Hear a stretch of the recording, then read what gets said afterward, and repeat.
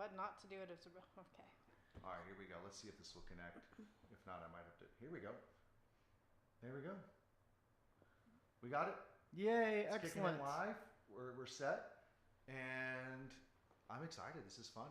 So what? This will have a recording, and it'll hold up in that section on Real Estate. So we'll have that. And I've missed you this week. I've missed you too. Oh. It's been a fun week, and it's good to be back. Like I get nervous outside the office. Like we've talked about. It's like okay, let me explain though. Okay, so if you are if you have a lot of things going on all at one time, and then you try to take a break from that, and it's summertime, the busiest time in real estate, you end up in a position where I always feel like I'm getting behind, going away. I feel like I'm going to miss out on something. And I trust staff completely. I trust everyone in this business completely. And everybody does a really great job, but it still eats at me a little bit. And I'm already a bit of a workaholic too. So like, I mean, it's one of those things that's like, I feel it. You know why you missed me? Why? Because I didn't call you not once this week. That is true. And I was so tempted. I was so tempted too. I'm like, I'm not going to. I'm not going to. He's at the beach. I'm jealous. I'm not going to. I can take care of this. Well, we made it. The office didn't burn down. No. Nothing happened in between, so that was good. No. We only had a couple printer mishaps. I heard on that, and I got it fixed. I actually came in yesterday. I drove by, I went and picked something up, and then I came back in, and I missed you. When I came back, your car was gone. Oh. I was like, oh gosh, she was trying to print something. So For the record, yeah, when Brad's gone, y'all can ask me any question except for technology or printer questions. there That you go. I would have Yeah. no idea. You ask me a contract question, I'm there. Oh, yeah. You know, or anything that's going on with your client, fine. But printer questions, I'm not the guy. The printer, I mean, it's obviously it's a really special printer. We've talked about it before in the past. Like the thing is a machine that's like it's commercial grade printer. It's something we get a really great deal through Berkshire Hathaway with, and a lot of training. I mean, we've had days of training on that thing to get it set just to match like what we're supposed to be doing. You know, I mean, it's a very powerful computer. I mean, well, it's also that too. It's got a print server tied to it, so we can load up projects. We have that nice imprint software for like editing in between. Like you create the PDF, create the file, send it to the printer. You can edit it and play with it too, which is a lot of fun. Already over my head. Yeah, I know. So, Josh. He did great though while you were gone. Josh did do great. so it went really well. Good. Yeah. Here's the question for the day. Okay. Why do new agents fail in real estate? Like why do people fail in real estate? Why do new agents not succeed? Why do they? Here, I'm gonna also. I can record this too. I'm curious if it'll let me do this at the same time, recording and streaming. So I'm we'll see how that plays out. But this is mad at me. There we go. People fail in real estate, obviously. Okay, that's a given. But the question, what's the stat? I went on for fun. I just went on and looked at at AI run this here, and it matches stuff. I say 87% fail or quit within their first 5 years. Wow. 75 to 90%. And these are numbers I've seen, over the years. This is not new stuff. Like you've been, Shannon. Let's get some introductions here. Shannon, how many years have you been licensed in real estate? California, when were you licensed? I think I'm pushing about 10 years, and I think I've been in the business about 16. Okay. So something like that. Yeah. So you've been around the business. You've seen the mechanics of it. You've seen people succeed. You've seen people fail. Right. Jeff, how long have you been in real estate? There's a debate about that. 12 to 13 years. 12 to 13 years. I think now I've been licensed. Let's see here. If I was licensed in 09, 17 years licensed. And then before that, working on homes and restoring them. So about 25, 26 years, I think, just being around real estate. A long time. Yeah. You've been around the business. Well, I started working, for the VA, and we've talked about it before, but anyone who's listening, I started working for the VA, pricing homes out there for foreclosures back in the day. Yep. Which is That's how I started. okay, cool. So similar background. BPOs, yeah. BPOs doing that, But back then, what we were doing is we actually had a contract with the VA. So like we weren't just doing just a BPO. You give that report. There was no asset manager in between. We worked directly under the VA selling foreclosed properties. Oh, wow. So we'd give them opinion. We had a point of contact over there. There was no asset manager in between, managing that at that Yeah, time. no, I was Wells Fargo. So so interesting to see similar starting point. But being in the business a long time, I mean, you see people come and go. Mm-hmm. And like today's question is like, why do people fail? And they talk about on here the reasons and such, which is you have capital, sales training, inconsistent pipeline. They talk about lack of, assistance with like mentoring in here too also. So like there's a lot of different reasons for it, but like why do people fail? Okay, I'll ask you, Shannon, if you had to put it together In a nutshell, why because do you everybody think wants people fail? instant gratification, and you're not going to get that from real estate. That's a good Okay. one. No instant gratification. That's my nutshell. Nutshell, okay. Mhm. Let's expand. Jeff, why do you think, in a nutshell, people fail in real estate? I think they don't know what real estate is when they get into it. They don't. What I mean by that is they don't understand what it takes to become an agent. They don't teach that in school. Right. And I think that they don't know what it takes to be an agent, and they come in and maybe they'll get a lead, but a lead only generates like an opportunity. So if you don't know what it is to be an agent, Mm-hmm. you're going to fail that. Like how many agents actually get out of the business within 6 months? Because Yeah. those agents are agents that don't know what the job is. Right. Yeah. They think that, oh, I'm going to be showing homes all day. And I get a big paycheck. And I get a paycheck to do that. Yeah, no. It's because they don't teach that in real estate they don't. school. They don't understand that. They don't understand marketing. They don't understand putting yourself out there. They definitely don't understand relationships. Well, 100%. If I had to kind of put it to a summary, I'd say it's a measurement of expectations versus reality. Yes. Kind of like to grow. And I know this is a gross oversimplification, and people are obviously wanting more depth, to something like this. They don't want to just hear they don't want to just hear that. They want to hear why, like the detail, point by point, as far as like the breakdown of like where this comes from, this high failure rate. I think the first thing we could, I would say from experience to tackle on it is why is money. People come in the business, Sure. We're here to make money. Right. Okay. And they do that then when there's a lack of money, that's when they would leave. And they need money. Everybody needs money to Sure. live. But like, this is not a business that you come into and you instantly start as a millionaire. That's so ridiculous. And No, that's, this is an expensive business. And if you don't come in with the savings, you're not going to make it. That's true. You have That's to come in true. with the savings, and off the bat, you're paying hundreds of dollars just to get your foot in the door.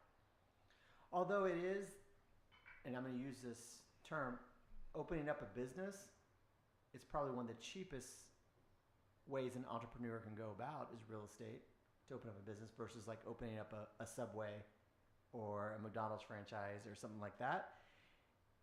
But it does take capital, and being on a commission-based job, not having backup would be the stupidest mistake someone would have, or having a nest egg. For me, and this is quite personal, mine for like the first 6 months when I first started, I had unemployment income that I could draw from, and it was a family agreement I got from my uncle. He fired me and didn't contest the unemployment claim. And that helped me my first 6 months. If I didn't have that income, then I'd have to rely on something else, Right.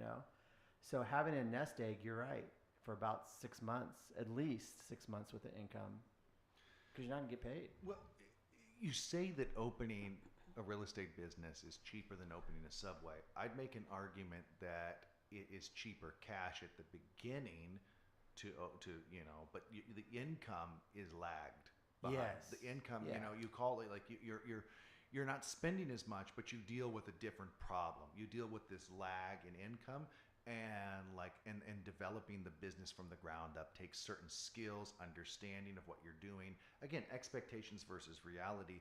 The reality of real estate and starting in it is you probably won't have a paycheck statistically for 6 months. Yeah, my first deal was 6 months, and it was a land deal, so it wasn't that much. I think it was like $600 commission. Yeah, that's not a lot of money. No, Right, and opening like a franchise, you've got your storefront. Oh yeah. people come to you. You are your storefront, so you better be promoting yourself heavily to get any kind of traction being a business. Well, it's the largest financial transaction in most people's lives. So there's disadvantages. Okay, so here's another reason people fail: the disadvantage of being new. Like, people find out you're new, and this is the largest financial transaction of their lives, and that's tough to overcome. You Right. have to work to overcome that. It's a fight. I'd never had that problem. Oh, you didn't? No. Oh, yeah, now I've had that. No, I mean, maybe because I faked it before I made it, I learned. and I had that mentality. And well, I knew that objection was coming, right? Yeah, you're So smart. I already knew Oh, how to take care of that. And I had my first listing. They didn't ask me how long I was in the business, and the reason why is because I had all my stats. I had a really pretty and professional looking listing presentation. They didn't have to ask me because they thought I was in the business for a million years. But it was my first listing. my first listing was a $34,000 mobile home, but it wasn't even it wasn't registered with the housing department. Wow. It was at the DMV. Come to find out, Oh, so no. it was straight up. They backed the trailer in, dumped it in the park, and that was it. So that was my first one. And But then you my learned a next lot. one, I did, and then I got some rejections, and I learned to fake it until you make it. And then I think my next one was about 3.4. But you, so Oceanfront. How do you go from 34,000 to 3.4.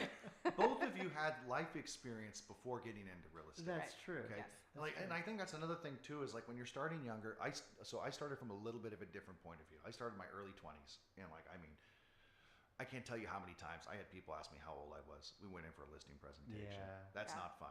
So like, you can rely on your communication skills that you developed as literally running a marketing department for a company, a pretty large company at that too. And that's something that helps build credibility. And so like, okay, taking this back to like, why do new agents fail? I feel like I think this is the thing you won't see on any AI generated result, or really something that's talked about very much, but it's credibility. I think the ability to establish credibility is one of the biggest reasons agents fail, that's missed by a lot of the conversations that people have on this topic. Because people bring up leads, making money. They're talking like they're talking what causes them to fail, but they're not getting to the root of why they're not finding success in the business. And like, the root cause is credibility. I feel like for a lot of new agents, like, they come into this, and so okay, when you dissect the concept of credibility, it's for someone to look at you and say, this person, I can trust them, I can see them, this is a professional I can rely on to sell my home, to represent me in this process. And that's something that takes care. It's the largest financial transaction in most people's lives. And they're meeting you for about 30 minutes. Exactly. So in your family, when you start up, they don't see you necessarily as a professional. This is where having, okay, I ran a marketing department. That's an unfair advantage. Like, you can lean into that professional experience. Or, okay, what was your background before real estate, Shannon? I don't know if we've ever talked about I this. know. It took me a second because I've been at it for so long. I did medical billing, and before that, I did hair. So I was a cosmetologist for a while, but really I was just a mom. But For the most part. But you're an adult. But I And was an adult. You've had life experiences I was. versus like a 20-year-old, Right. right? There's a Right. big difference. And on top of that, communication skills. Okay, I know this is going to sound horrible. How old were you when you started in real estate? I was probably about, I guess, in my early 30s. So And I'm 50 now. So you had, at that time, you had experience in communicating with people. Right. You know how to talk, handle objections and such. Yeah. I think being a mom is a pretty distinct advantage coming into real estate, because talking about credibility, you can talk in an authoritative way. You know how to deal with people's emotions. You understand de-escalation, because you've had to do that with children. I think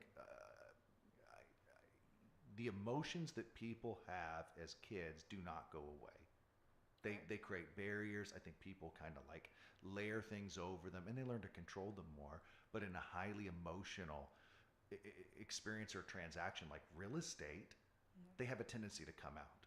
And so your ability to almost be motherly in a sense, to like say, hey guys, let's slow down and think about this. That's experience you can't buy. You can't buy that Mine kind was of similar. I experience. mean, I was 38 and I'm 50 now. So Yeah. it's Yeah. that happens in your 30s. So lack of credibility. You're 20 years old. You're coming in. You don't know about homes. You don't know what sheetrock is. You don't know what anything is. It in didn't the matter. property. I knew how to sell. You knew how to talk. I just needed to know my product. So lack of communication skills is the reason people fail. They fail because of lack of credibility. They run out of money, but the reason they run out of money is they haven't really prepared financially. Financial preparation, expectations. So like instead of just saying people run out of money, it's people coming into this and realizing you might not have a paycheck for 8 months. Well, and then I think if an agent is their first year, they're somewhat successful and they have a first deal and that deal blows up, they're not Yeah. emotionally or mentally prepared for that because they've already spent that money, and that's when they give up too. I know of one instance that happened. So many people count their eggs before they hatch. Yeah. Yeah. And how do they feel when it doesn't? Failure. Yeah, they feel like a failure. Or not necessarily failure, but they throw their hands up in the air and not love the business anymore. Defeated. Just Well, completely defeated. people misrepresent the business. But we're different. Like we're different breeds, though. We just we're upset for an hour or two, maybe a day, but then it's like, okay, what's the next deal? Yeah. The Yes. experienced agent gets that. They get the nature of investment, sowing seeds, and growing a business, and what goes into that. It's hard. It's hard work. It's a lot of upfront work. Okay, talking about the nature of expectations versus reality. Lots of upfront work, but you don't really see the fruits of that labor for a period of time. Excuse me, good Lord. And it's a lot of full-time work, and I think that gets missed all the time. People think they can come into this and half-ass it part-time. This is a full-time, for sure, business. Mm-hmm. Well, it's more than full time. Oh, yeah. I'd right? say it's all the time. It is. Well, It it's is. like what I tell new agents. Yeah. I can see when a new agent where this clicks.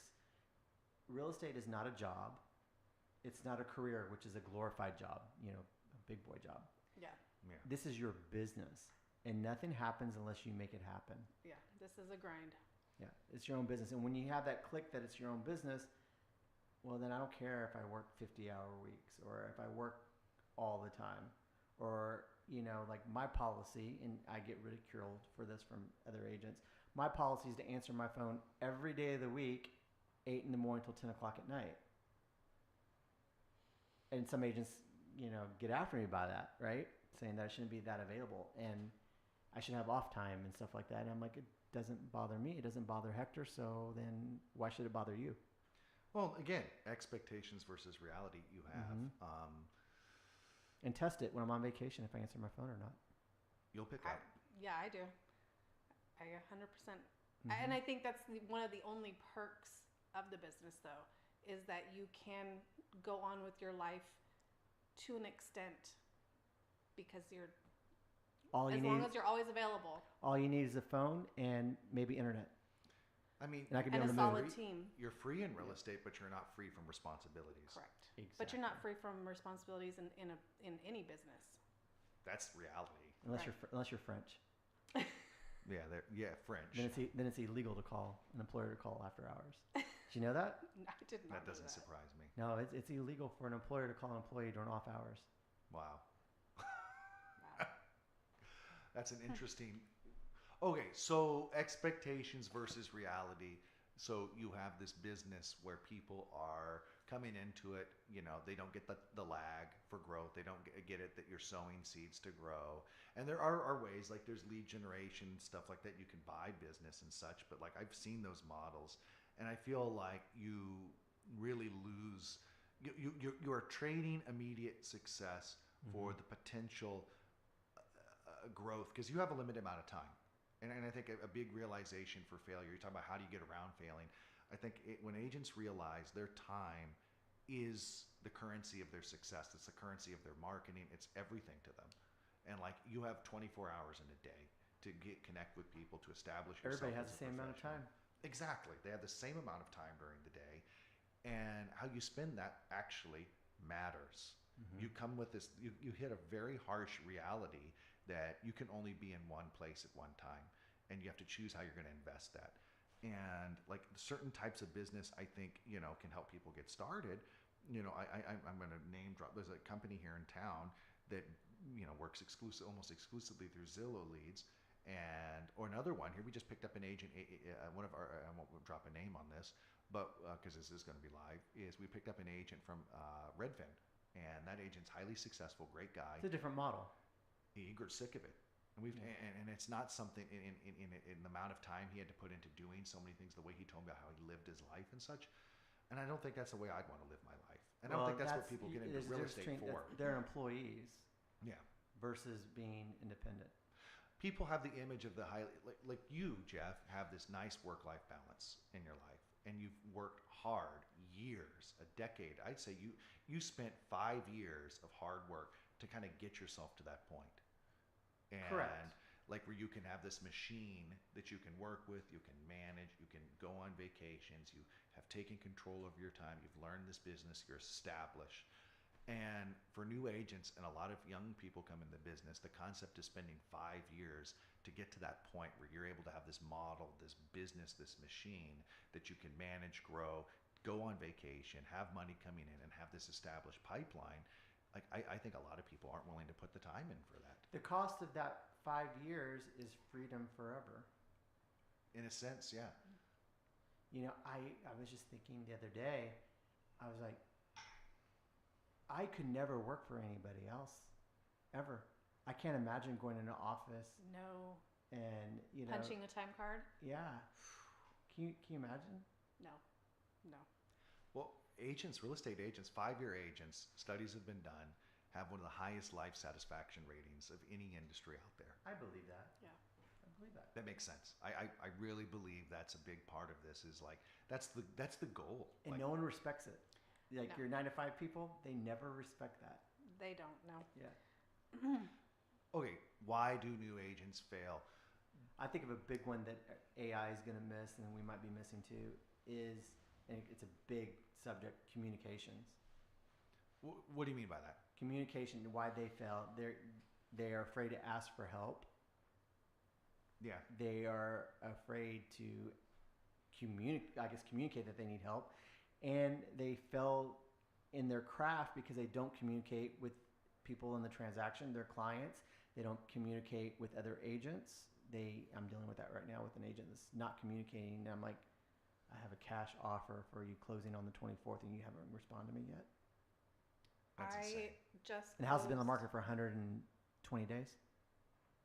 Like, give me the phone number of your client, please. Yeah.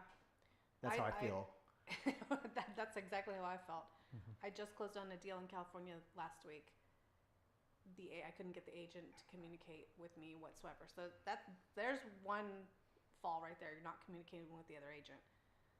But he also, some agents don't like to have those hard conversations. So he didn't want to tell his clients that they had to come more out of pocket, or they had to, this had to be, those hard conversations, the money ones. At the end of the day, and we wrote so many addendums attached to this and rearranged numbers so many times, at the end he forgot to add in some solar too and didn't communicate it to the buyers, and the buyers didn't know that they were having to pay that solar. They were pissed. It cost that agent $7,000 out of his commissions to cover the solar. And if he was a new agent, then he just may get out of the business then. That's the end of him. Yeah. That's the end of him. And for like personal growth, like there's been times that in my mind I know I'm right, I think I'm right, but then I'll question it. So I'll call Brad, and Brad's like, "No, you're wrong." So if I didn't question that, I could have. He doesn't say it that way, but you know what I mean. But communication, having that dialogue, I think is very important, and being self-aware that you need help. Right. And there's some agents out there, new agents, that won't ask for help. And you've seen that, I'm sure. Expectations versus reality. The reality, people come into this and think that they're going to be this expert, this like confident personality right off the bat, and then like the reality hits, which is like some clients start asking you questions and you don't know the answer. You don't have that, and you need to get that. And that's Janet Clyde dealt with that in her first year, and it was very painful. She's given me permission to talk about it, but she'd be in my office crying about it because she came from a marketing background where she was the go-to, she was the expert, and then she wasn't. Right. And that's very humbling. Well, it's just a new product. That's the way I've always thought about it. You have, okay, Jeff, you're Well, not a that's a joke. normal new agent coming into the business. None of us, all three of us are not normal new agents, you know. No, but no, I'd say we cover the gamut. Okay, here you have someone that started really young. Yeah. Okay. Yeah, I knew about the business, but like I didn't know the business. I'd been around it, but like You've heard asked- stories. Yeah, like I'd seen it. You came from a totally different business, but successful in the field that you're in. Okay, and that's like the professional, not retiring. You could say the professional. Yeah, actually, you could say a professional that's going into real estate, has that experience, communication skills, life experience, and then a mom coming into real estate. Like that's actually pretty much the gamut for people coming into it. If you think about it, I mean, you have young Or even agent, being a hairdresser, that's owning your own business. different business, I and a mom did on my yep, running your own business. and I had to have those That learning constant curve was short for conversations us. too. You know, That- those that- relationships. Those. Brad and I never had training about how to run my business necessarily because I already knew that. Right, and I think that I understood a little bit more when I finally got my license from doing all those BPOs. I mean, I did hundreds and hundreds of them because it was at the fall of the market when it was like 2007 to 2010 era. Hundreds of BPOs, and so I learned to price a home really good. How to look up information, stand up for your point, all Right. of those things. That's Right. that's a crucial skill. And like agents have to practice on that stuff. They have to learn, they have to actually learn the business. Right. And I think again, expectations versus reality. Right now, I believe there is this facade, this and it's propped up by the market and some unusual mechanics of it that you can come into the business and purely do new construction only on the buy side and find That's success. laziness. And like there's people that work at it. They purposely guide their business towards that, and it's fertile ground for new construction in many ways because of the incentives, especially for first-time home buyers. That's not going to stay that way. I guarantee you, that's not going to stay that way. And on top of that, that's not where most business is, and it's not how people find. People work with people they trust, and if all you do in a transaction is come in and just walk people to someone, walk away, I guarantee you, we all know that from Yeah. an ungodly amount of real estate experience. That client's not going to go back to them, especially if they're underwater for years, which is what we're seeing. So like expectations versus reality, avoiding the cheap solutions in real estate, I think is something people need to be very careful of. And issues with coming in. builders, you're gonna get blamed. Well, yeah, they're just not going to go back to you. Like, okay, imagine this. Let's say you didn't do anything wrong. You just did nothing. You go to closing. You step up. You don't even show up, or you maybe show up for closing. You give them some keys. You celebrate with them for an hour after closing. You get your recording, but then you're gone from their lives, and they're left asking one simple question: what did that person even do? Like they didn't negotiate. Sign them in, They walk them. Moral support. right? They didn't Yeah, do this is anything. nice. They didn't do anything. Got me Right. closing. Yeah. So that might be easy to do at the beginning, but again, like why do people fail in real estate is they don't understand you have to learn the business. You actually have to learn your contracts. You have to understand how to communicate. Oh, This I agree business on contracts. demands a lot out of people, much more than what most people I'm anticipate. so big on contracts. Well, what skills do you Yeah. need? Okay, I'll ask you guys, two very successful agents. What skills does a new agent need to have to succeed? What must a new agent have? What skills must they have? You know how to write a contract. Okay, so understanding the contracts you're working with. Mm-hmm. Shannon?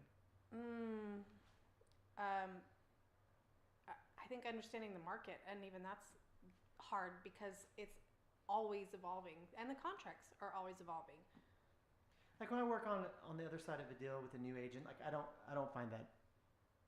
I never make them feel like bad because they're new agents, but if they're to impress me, if they're competent about the contracts and don't make any mistakes with the contracts, then that kid, I call him kid, right? That kid has a lot more respect for me. Well, you've made a difference in their lives being genuine. So you're like, okay, Well, no, I'm not saying I have anything. They're with another company. No, I get that. You're genuine with them. You're not playing a game with them. You're Yeah. not. You're just being No. upfront with them and genuine. Now, if they come to me and say, I don't know this, and they, then I would respectfully help them. But knowing that contract is so important. It shows the difference in that shows you who you are besides your truck ID number. Right. You have to build It is. value. The value is Yeah. based in you and around you, in your ability to work with someone. Like, you're expected to be a professional day one when you're working with a client.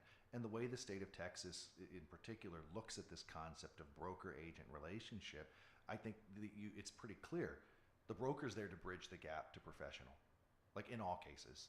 So in order to work hand in hand with an agent closely, you need to be able to communicate. So the relationship you have with your broker is critical for bridging that gap. I've never thought of it that way, but you're right.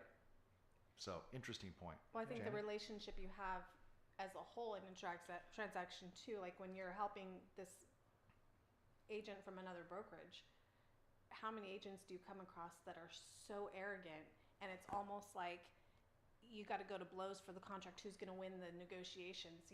You're up against so many. I've been in Agents like that business for sometimes 54 years. Oh God. It's rare that you find somebody that views it as, we are a team on this transaction. We've got to work together, and Well, you'll have mutual goals. Wait, They're not I your get you when should. But I get when somebody- my broker said this, and I always respond, well, I am a broker and I say this, Education, understanding of I hate it. expectations versus reality. The reality is you have to learn your business. It's a practice, and I think that's a really good way to kind of approach this. Like, if I could do one thing for new agents coming in like to help them really get their business going, to help them understand what they're doing, and that's to view your business as a practice.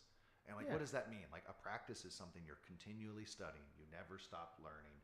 You work within it. You develop. You grow in your practice and such. It's not just, okay, I'm done with training off. I'm just going from transaction to transaction. It's a practice. There's more depth to it. It's almost like this never-ending pursuit of growth and knowledge. I'll give you a good example of always being a student. So I'm working with a buyer right now, and this is the first buyer that I've had that I wrote a contract for since the contract changed, like the water issues. I've worked on the sell side, which is easy to look at a contract, right? But actually writing one, I wrote it, I read it 3 times, and then I read it backwards. So that's a way to find mistake, is read a contract backwards before I sent it out for signatures, and it was perfect. Yeah. But just because of that small little change, I did that just so I can make sure I didn't make a mistake.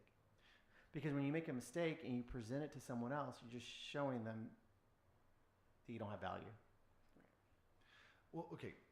Why do agents fail? We've talked about capital, understanding the nature of the business, understanding how people grow in real estate, understanding how people, the timeline, this hodgepodge timeline that people are working with, where you have this average of 6 to 9 months before you find out someone's wanting to buy or sell before they actually end up doing that.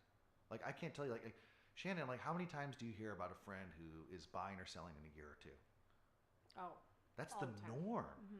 And so I think I would actually say that's one of the biggest, another one of those major reasons agents fail is that kind of that break. Because what do most new agents, people are very transactional. I get that. They want to get money immediately and keep things moving, but they don't feed that relationship. They don't stay in touch with the people that express that interest, and then they wonder why they didn't work with them.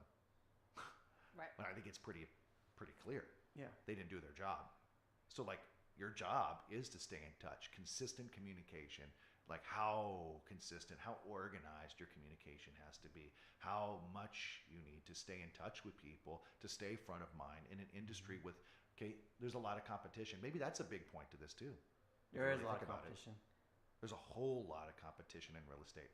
What does that mean for a new agent? Think about that for a second. What does that mean? Question though, is there less than there was, let's say, 5 years ago? Yes. I feel little bit. I feel like there's less. Classes, I don't want to, champions, I've noticed there's less people in classes. The amount of people coming into the business overall has declined. You still have a lot of people coming into it. The failure rate in San Antonio is exceptionally high. Like I Because know, they're overpromised what it is. And I think social media It's our kind fault. of fuels that too. It's our fault. You know why? Because we make it look easy. Well, because you see social media and Yeah. everybody's like, the flashy, and they're having fun doing these videos and these, open houses and these tours. But those are the agents. The majority of those are the agents that are just doing the tasks. They're not doing anything productive. They're just checking some You boxes. put out Yes. you put out recently something on social about all the behind the scenes things that y'all do. yeah. I thought that was cool. Some of those I really have climbed fences to get to a lockbox Yes. in my heels. It's Yes, yes. They're She true did a really stories. cool thing on social. She's also good on social, and Go ahead. and it's like all the other things that I do that you don't think that we do or something like that. Yeah. Behind the scenes a little bit. Yeah, I'm trying to get a little more playful with it. Did you see the toilet one? Yes, yes. And then the questions, I was going to answer them, but I didn't. Oh. Who does who? Yeah, right. Who does what? I'm sure you could figure most. I know of you do them the out. pacing. What's that? I know you do the pacing. I do. I've got to get my steps in right now. Yep. Yeah. Yep. With the death of dignity, See, I watch you. practicality and People are success surprised. begin. With the death of dignity, there's no dignity in this business. I think that's like the antithesis of success in real estate is this like aura of self-importance. Doesn't help you connect with clients. It prevents you from doing the things that you need to do to find success when you put yourself on a pedestal. And I think We're not the most important person in the transaction. We're not. It's the client. It's the buyer or the seller, and buyer and seller. Because without them, there's no yeah. performance. All right, Right. I'll put that on the list. Why do new agents fail? We win together, and if we win together, then that means we need to be able to work together. And I think these are crucial foundational elements to the nature of this business. Because new agents, they just don't get it. A lot of people come into this, they don't understand we're servant. How to have a servant's heart. You see, the agents that switch brokers every year. Yeah. They're looking for something. They don't realize it's about them. They're the reason why they're not successful. It's 100%. And they don't realize the role of a broker, in my opinion, in the long run. We have as a company, our retention level, like I will brag on this, is exceptionally high per agent. Like the amount of tenure that agents have. Well, you don't overpromise either. No, I'm brutal. Very. 100%. But what is the role of the broker in an agent's success? That's okay. All right, I'll stay out of this one. I want to hear this from you guys. We'll go back and forth with them, okay? You So you start because you can answer things quickly. Education. Okay, what's the role of a broker? Education. Support, Moral support. right? Tools for success. What is good support? Ask both of you this. What is good support? If you had to define it, or name it, or talk about the characteristics of it, what is good support? Be able to answer questions that I may have about anything about the transaction in a timely manner. Right. I was going to say My answer. perfect example, and I used you today. Oh Lord. And it's good. I used you today versus other brokers. I said,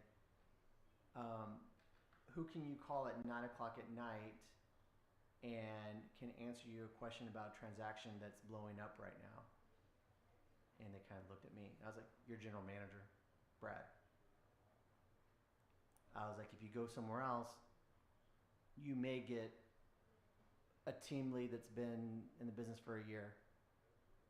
You're not gonna get a manager or a broker at 9 o'clock at night. It's just not the way it works. Okay, so responsive. Yeah. Responsive, timely, with a response. What is good support? That's Shannon, mean good to support. you? When you're what is that? How would you define that? Fixing the printer on time. I came in. I'm kidding. I'm within kidding. I'm 1 kidding. I'm hour. kidding. I came in I'm 1 kidding. hour of being in San Antonio. I'm kidding. Shaved my head because I was starting to look like a mountain person, not in my beard. Came in here, and you know what's sad? I'm getting. It'd been better breakfast, support if you just came in as you were. I'm just kidding. I'm kidding. But 1 hour being in San Antonio was here. There you go. Okay, so Shannon, I'm curious. From good support, like how would you define that? Like, tell me how you see that. It's probably going to go back to the instant gratification, having somebody right there when you need them, because most of these, you're under so many timelines and you need a response right away, and having somebody that you know that you can call and is going to be there and is going to pick up that phone is really hard to come by. Mm-hmm. You have it here. It's I've work. never had a problem and not been able to get a hold of you. Oh, That's true. you're making my day. Even when NAR changed the commissions and all that stuff, and God. Brad's on vacation, Oh, and Jeff gosh. calls him, he answered his phone on the beach.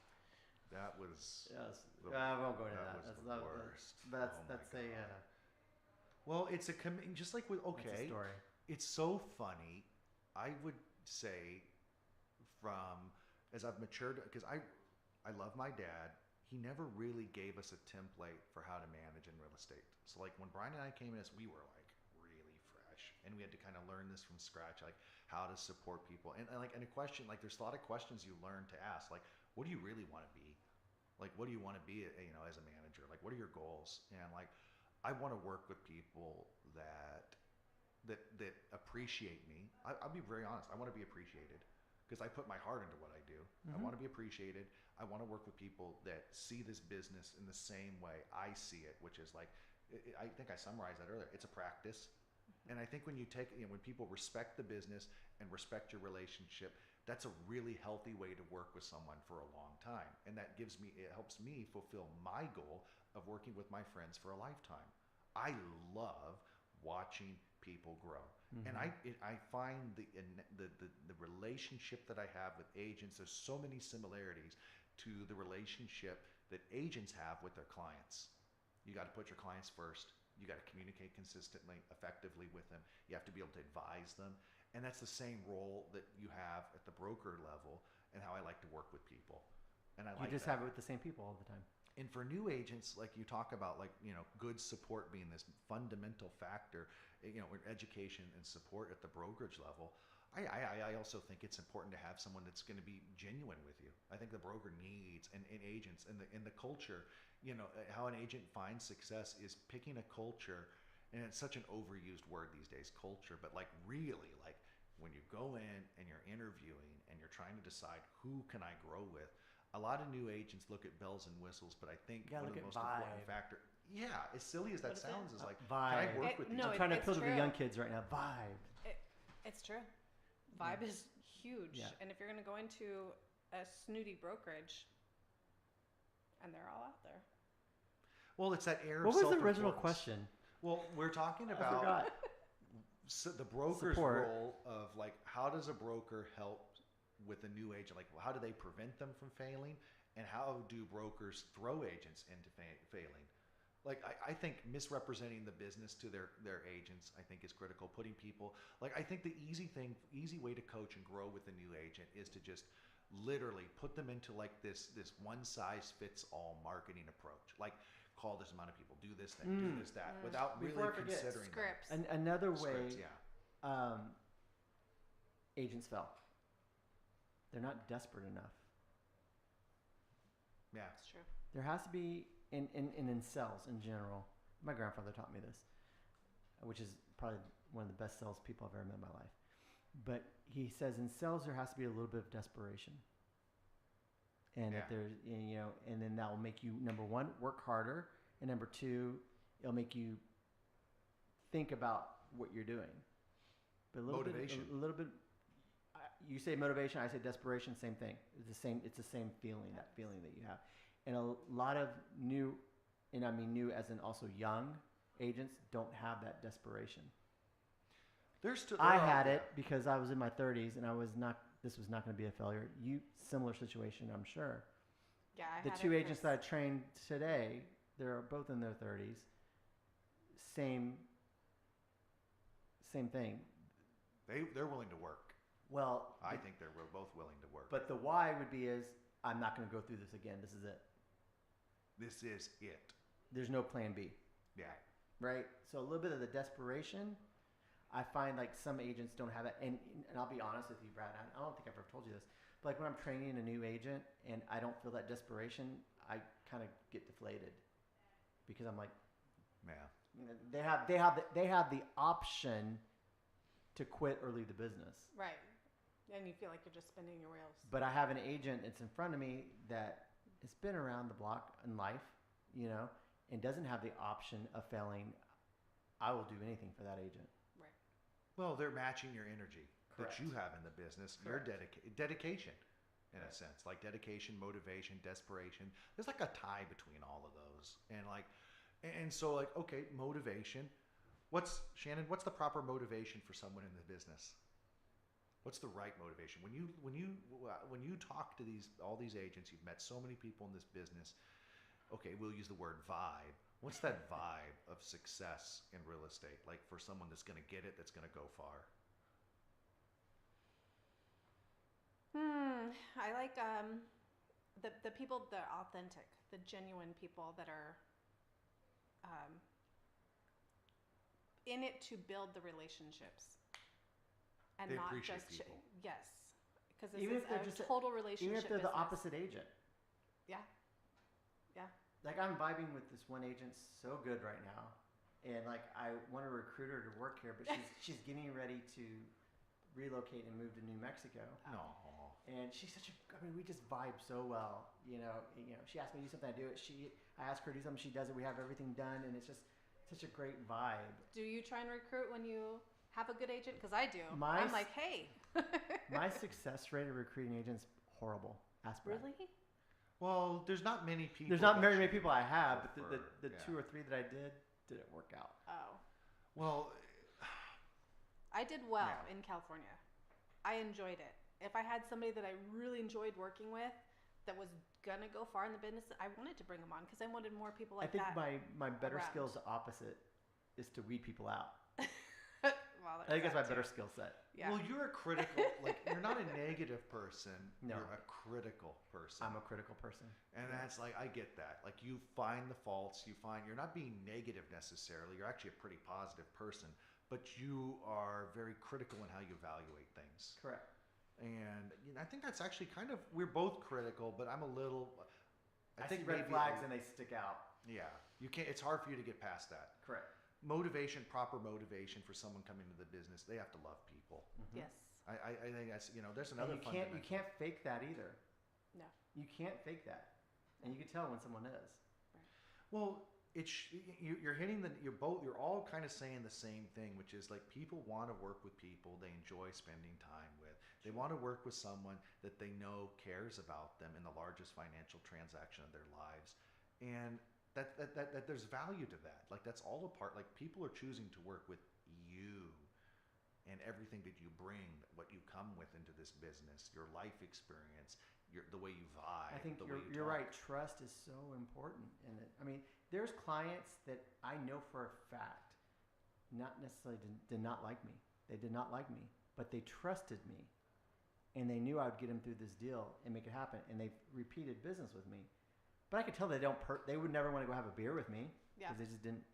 But they like the way you work. But no, they trust They the trust- way I work, and they trust that I have their best interest. They And what I don't say. like the way they don't interact with you. They don't see you as someone A they would bud. get in a bud. Right. But what I mean by the way that you work, I mean just in a most literal sense. Yes. The way that you work.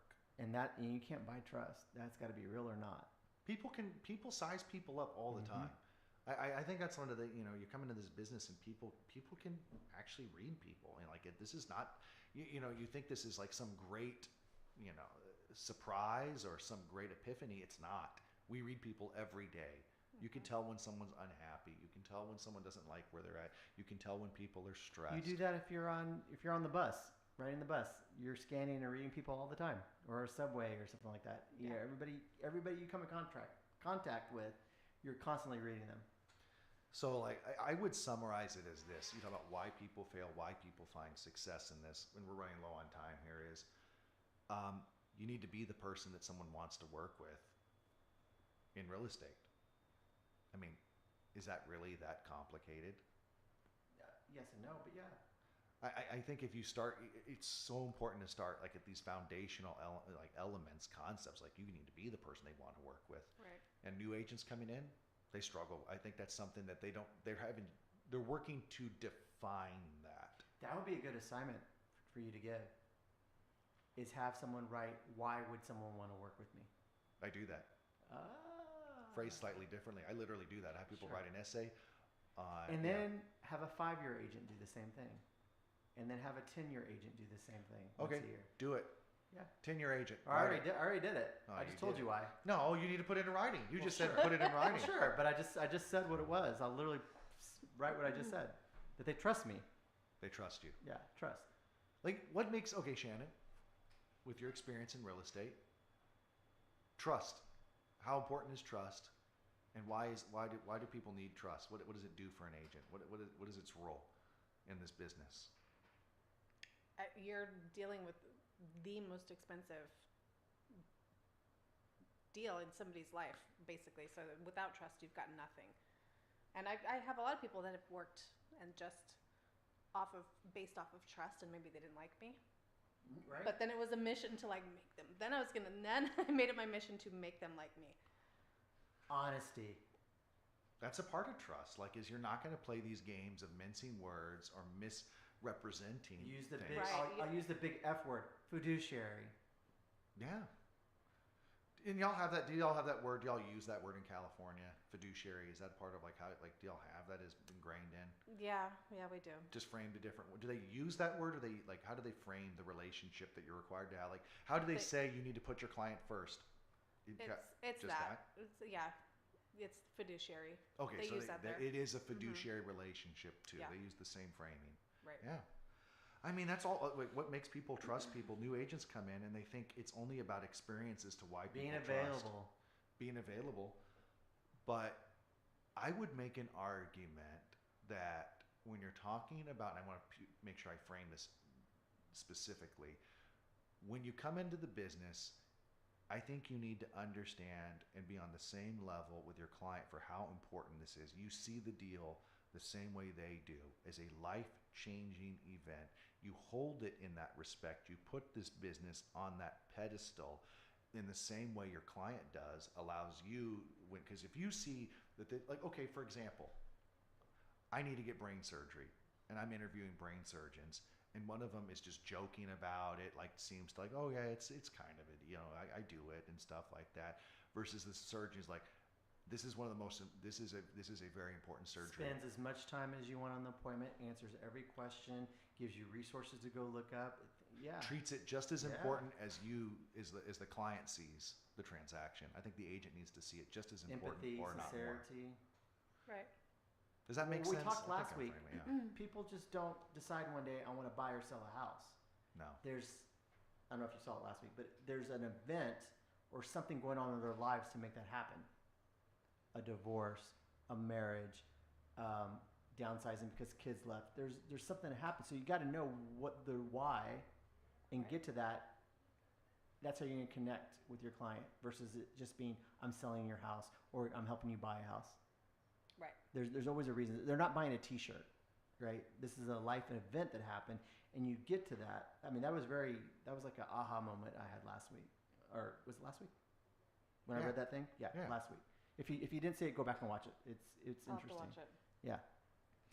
Well, guys, Shannon, thank you for taking the time to Thank talk you. with This was us. smart.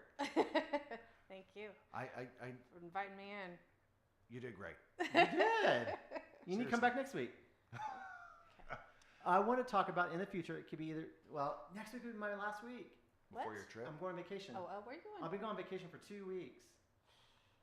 I'm going You to better Europe. answer your phone. I'm gonna call you. I did.